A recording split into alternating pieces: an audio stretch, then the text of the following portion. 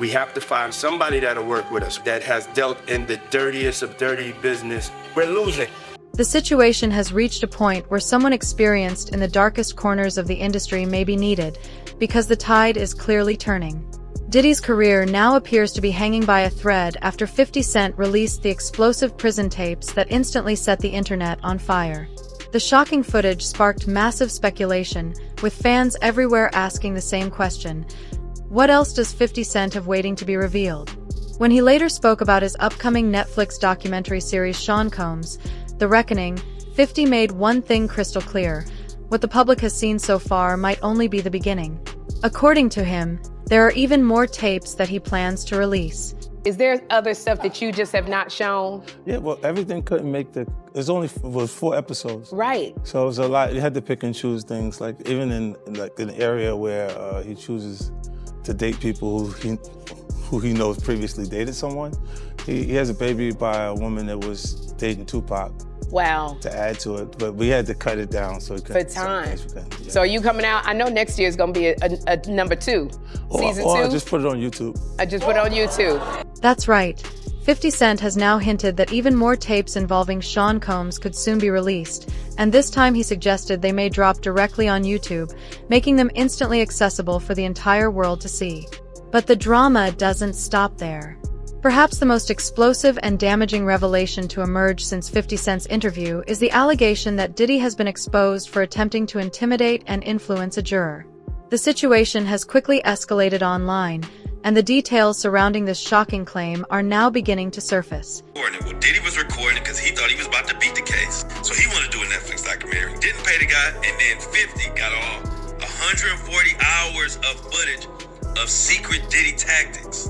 Well, there's a guy named Neil who was mentioned in the court, works right up under Diddy, was organizing everything. Allegedly, they are saying that he is on video, film, tampering with witnesses, giving out addresses, offering money, bribing, we'll pay for your lawyers, all kind of shit that could be counted as witness tampering, obstruction of justice. And 50, of all people, has his hands on this footage. And I'm hearing that this could implicate Diddy's lawyers in some bullshit. They could be charged. This shit is getting wild. And I'm hearing that this 50 Cent documentary is just the fucking tip of the iceberg. This guy in this video said one specific name, and it was Neil, and it automatically made me think of Neil Dominique. Everything that we just covered the other day that came out from Diddy's former chef, Jordan, who was going to be a witness testifying against Diddy in the criminal trial. If you remember, she just took to her Instagram calling out Neil Dominique, saying that he was basically the one to give Diddy information that she was testifying to the grand jury. She has been claiming for a while, when she testified to this grand jury on April 2nd of 2024, just 2 weeks later, Diddy's attorney would text her saying, "Dear Chef Jordan, this is Aaron Dyer. I'm Sean Combs' attorney. I left you a voicemail last week, but wanted to follow up. I have been told you have been contacted by law enforcement and might want an attorney to represent you." So that man in this video was basically saying that 50 Cent has video footage of Diddy talking to these people and setting this up to go out. And the most shocking part is that 50 Cent is now openly saying all of this himself. He revealed that he possesses 140 hours of footage after rumors about the tapes began circulating online, even posting bluntly, "Yes, I have the footage, lol." That single statement sent the internet into a frenzy. But the story becomes even more intense. 50 Cent has since explained why he chose to go after Sean Combs so directly, making it clear that he simply isn't afraid of him. As he put it, he doesn't see Diddy as untouchable or special, and he has no reason to hold back. Because of that confidence, several people who once refused to participate in earlier documentaries have now agreed to appear in this one, saying they trust 50 Cent and finally feel safe enough to speak out. Just telling this as clear as I don't have any reserve, like the fear that they would actually have towards him. I don't think he's special. There's a lot of people in this docuseries that wasn't in the previous docs that you saw because they said, no, I'm gonna do that one because 50, that's gonna be the big one. Because I'm not scared of none of that. Like You know, I think it's just the way I was brought up. I don't really register those things. I've been through way more extreme things than these people. I look at the project, it's just another project to me. You know, and they can look and create reasoning for it. It could be their personal take on why it's the way it is, but if they watch the docuseries itself, they'll understand it's been done tastefully and it is the best version of a docuseries that you'll see on this. Well, he is a big part of the culture. Like he's he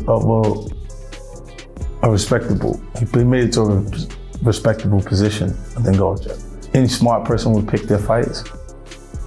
And you say, I don't really get anything out of it, it's not my business anyway, so then why say something about it? Like, the docuseries is me putting together people who had different experiences and letting them tell their truth, right? And a lot of things come out that make clarity for you in a different way to it. But I only was comfortable saying stuff about him because I've been saying it for 20 years. I've said it since that day, I'm like, what? Nah. One of the most pivotal moments came when 50 Cent managed to secure footage capturing Sean Combs during the final days leading up to his arrest and indictment.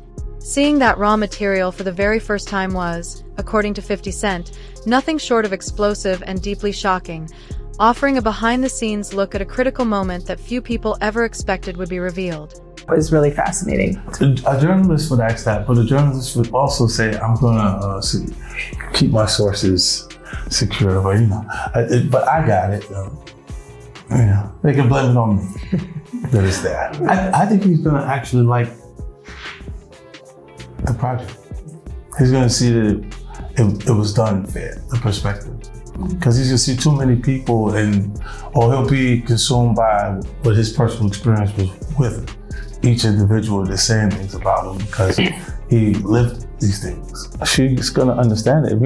You can interview her following that and I'll do the interview with her. I'll make sure I put it together. Yeah, because I had communications with her to understand it, what's going on. And even though she's not in the docuseries, it was important I spoke to her to understand how things transpired. The husband, I spoke to him away from her, separate individual communications, and then see things kind of match up. Like when people say things, I go, oh, okay, I hear what you said, but when you hear things multiple times from people, different people, it kind of rings true to you. He got old real fast.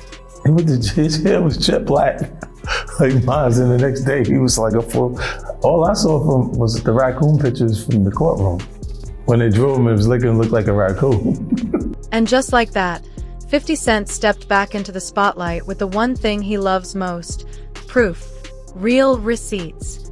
He made it clear that if you're not making a documentary about your rival's downfall, then you're not playing the game at his level.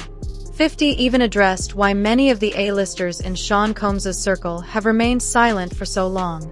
According to him, this moment has been years in the making. Quietly and patiently, he had been gathering information on Diddy, waiting for the perfect time to reveal it. And now that moment has arrived.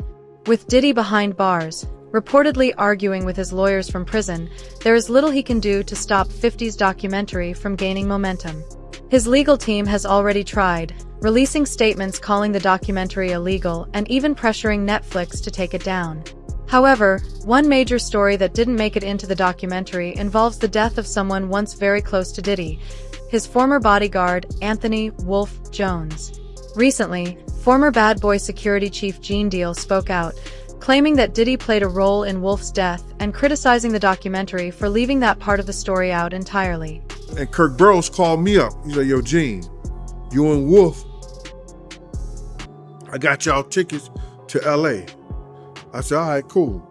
So I go down there and I pick up the tickets to LA. I got Wolf ticket.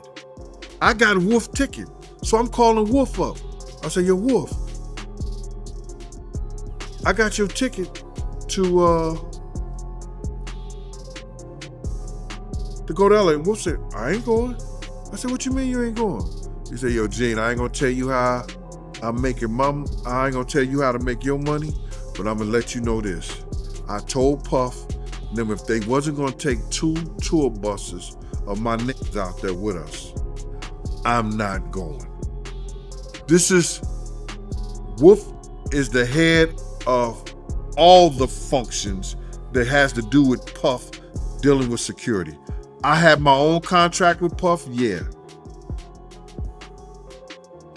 Paul Alford ran Green Gate Security, which is the daily operations of Puff stuff. That's his house, his cars, his transportation. He ran the office, the bad boy office, the clothing, all that shit. He ran the daily operation with his security. Wolf is over whatever's happening with Puff. You understand? Wolf tells Puff them and tell Kirksborough them, no, if y'all not going out there right, nobody should go out there at all. Tragically, Anthony Wolf Jones ultimately lost his life while carrying out his duties protecting Sean Combs and managing security operations. According to former Bad Boy Security Chief Gene Deal, Wolf's death represents a crucial chapter in the story that has largely been ignored. Deal stressed that the circumstances surrounding Wolf's role, including his alleged connections to the Black Mafia family, were completely left out of the documentary, leaving out what he believes is a major piece of the bigger picture. So, Wolf did not and was not going anywhere that had to do with California. And it wasn't because of the Jake situation. It was that he wanted to be safe, and the only way he felt safe if he was going out there with the dudes from his clique. And that was the Valley Mob. That's the only way. Wolf ended up losing his life behind Puff and his bullshit. And people they didn't even put that in the documentary. Wolf ended up losing his life behind Puff and his bullshit. And that bullshit was with BMF. That's a big segment in my book that I wrote that whole shit. I wrote a whole big situation in my book regarding that, Mighty. And I know you're doing this. I want to say that right there because I was there the night that Meech had promised Puff, you know what I'm saying? He ain't have to worry about Suge Knight. He ain't have to worry about nobody from this point on. And telling Puff some shit like that made him think that he could talk to Wolf any kind of way. Because if anybody knew BMF was powerful back then, they had dudes from everywhere.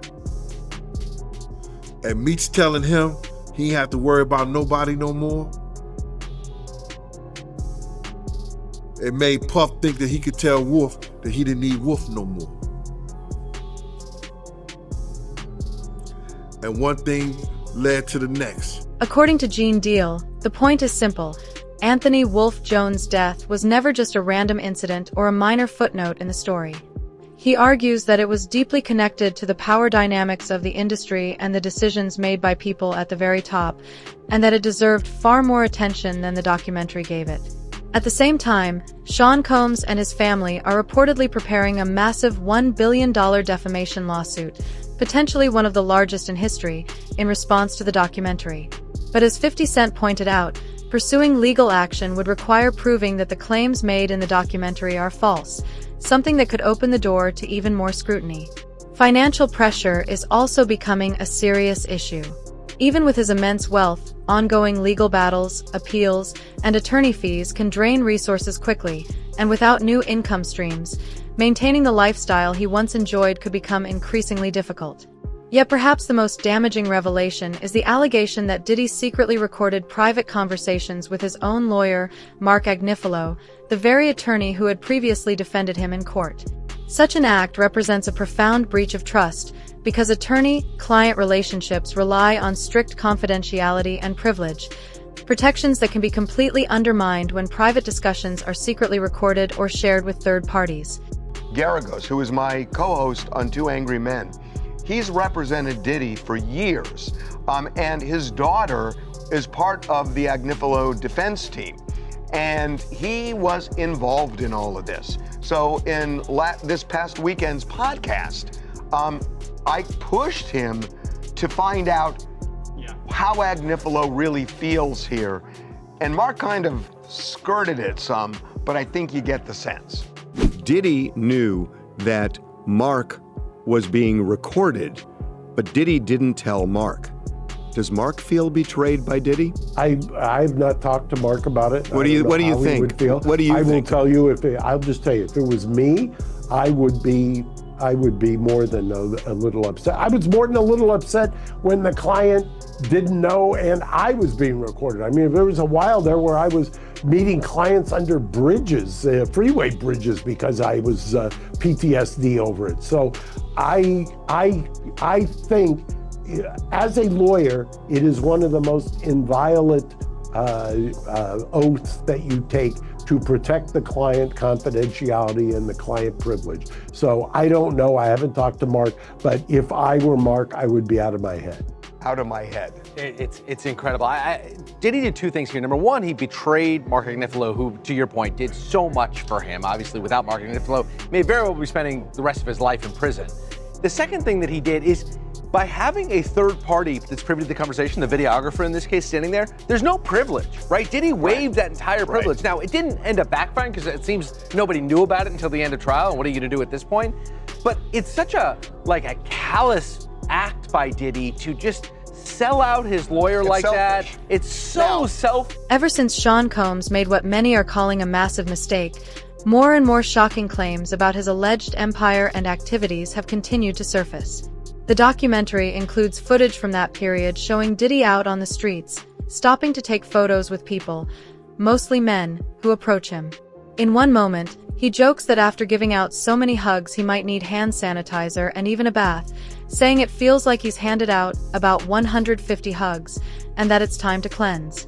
In another clip, Diddy discusses hiring an editor to compile footage of Don Richard, a former member of Diddy Kane and Diddy Dirty Money, who later filed a civil lawsuit against him alleging sexual assault, battery, harsh working conditions, and unpaid wages, focusing specifically on clips where she once spoke positively about him. Critics argue that attempting to highlight only those moments, despite the serious allegations she has raised, raises troubling questions about the narrative he was trying to present. On the stand for 20 minutes. She will continue on Monday, but before I tell you what she testified to, I do want to give you a warning that she does talk about violence and abuse. Started off with Dawn testifying that she was working with Diddy from 2004 until 2011. She opens up about an incident she witnessed in 2009 when she went to Diddy's home in order to record. She said her and Cassie were downstairs when they heard Diddy yelling and coming down saying, "Where the F are my eggs?" She said Diddy grabbed the skillet full of eggs and tried to hit Cassie on the head, and she went down in a fetal position. Was punching and kicking Cassie before he put his arm around her neck. Diddy then grabbed her by the hair and dragged her up the stairs, and she was in shock. She said she was so in shock she did not intervene, nor did she call the police. Next day, she said Diddy locked her and another person in the recording studio and threatened them. In her own words, he said what we saw was what lovers in passionate relationships do. He said Cassie was okay and it would be in our best interest if we didn't say anything. He claims that Diddy then said he was trying to get them to the top of the industry before threatening them by saying where he comes from, people go missing if they talk. Then after all of that, he got them flowers. Prosecutor then asked, "How did you understand that?" And she said, "Death." His attorney yelled objection, and then they had a sidebar. That's when attorneys from both sides will come up to the judge and whisper between one another and nobody else can hear. If she witnessed, and she's saying that she witnessed a gangbang, which actually we know it as called a train. And she worked on the album, The Train to Paris. And like I heard one of the YouTuber, could be Tistel, say that we didn't know what the train to Paris meant. But now we know that the train of Paris was a train in Scotland, according to Dawn. It wasn't a train in Paris, it was a train in Scotland. Now, only time I ever witnessed Puff doing something is when two guys and 2 girls would go in the room. And that was just regular. And however they did it, whatever they did, that was their business. But he gotten bold enough, whereas that he would do that in front of Dawn and other people at a poolside in Scotland. You sure it was Scotland, man? Yeah, that's what she said, man. Scotland, Arizona, but not Scotland, the country. Nah, she talking about the country, man. Wow. I just think that, you know, man, you gotta go back to the drugs and the alcohol, man. The drugs and the alcohol, man. And those things that make you do strange things. And for somebody to,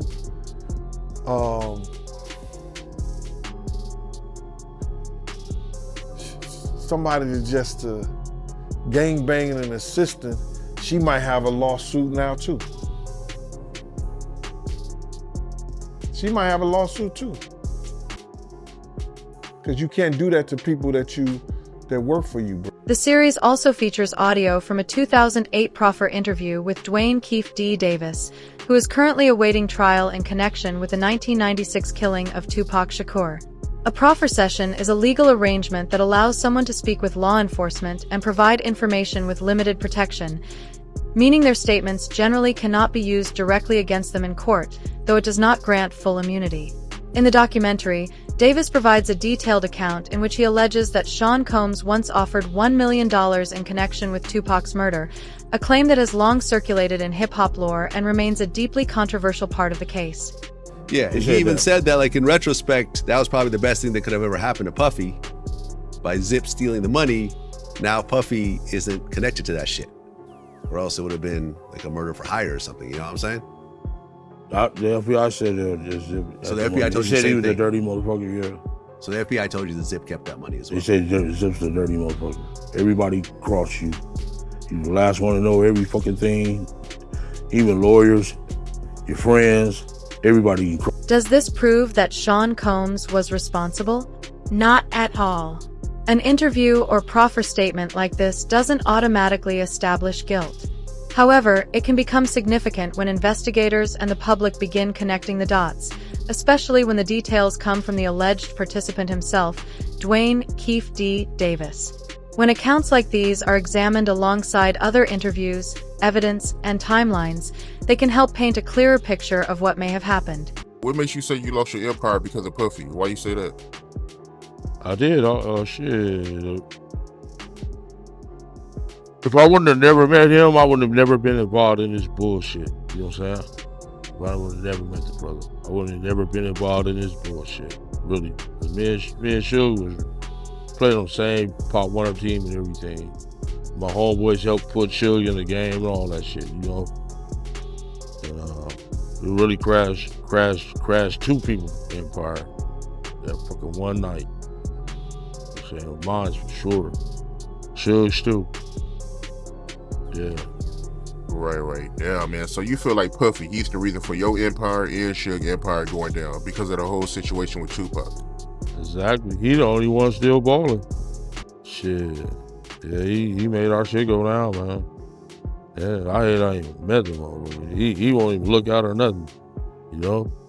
So break that down, man, for the people out there that don't know the backstory. What did Puffy do exactly to break down y'all empires? Because he pitted us against each other, it seemed like he pitted us against each other. You know, which was kind of smart because we're Crips and Suge was Bloods. Like, you know what I'm saying? He just called me and Zip was rolling up Greenleaf one night. He called and asked, you think it's safe to come out here to do our concerts? And I just said, man, give me like 50 tickets to each concert and we'll be out there with you. We'll go with you. We went to the concert in San Diego, went to the concert in Anaheim, Irvine Meadows, and the one in Las Vegas with them. Yeah, and back then they was just a startup coming up. You know what I'm saying? They didn't really have no money like that. we were balling. We was the bosses. The documentary also explores the early life of Sean Combs, examining his upbringing, his relationship with his mother, and the personal experiences that shaped him long before fame. It also looks into several of his past romantic relationships, many of which have been surrounded by allegations of abuse, while offering a deeper look into the mindset and ambition that drove him as he climbed the ranks of the music industry. This is a young man who grew up with street-funded privilege. After his father passed away, it's very clear that his mother kept on hustling and kept hanging around hustlers. Tim Dog has described the parties in the house: pimps, hoes, hustlers, models, basketball players. You got that kind of crowd. There's got to be a drug dealer or so there. Alcohol everywhere. There was a stage built in the living room, and they were asked to perform as kids. I mean, like, this is how he grew up.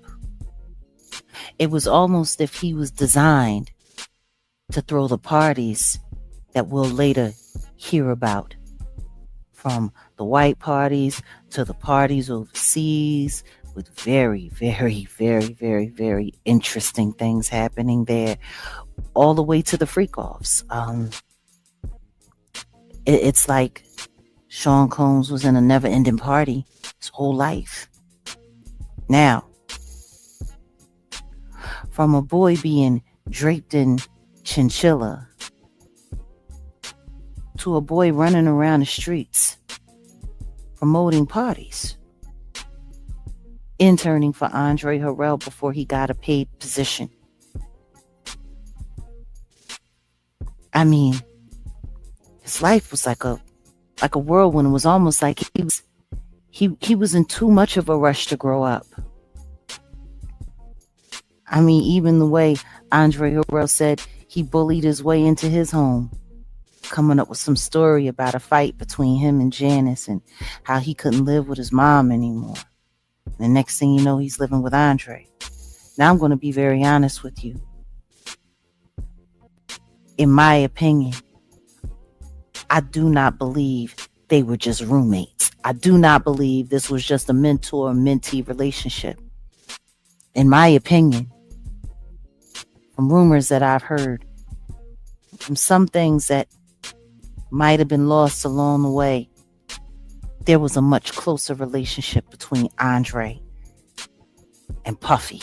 It also highlights what many observers describe as a recurring pattern in which Sean Combs repeatedly found himself surrounded by risky, legally complicated, and emotionally charged situations, yet somehow managed to emerge without lasting consequences. When all of these accounts are placed side by side, critics argue that they begin to form a troubling portrait of a man shaped by deep personal trauma who may have continued that cycle in ways that allegedly harmed others along the way.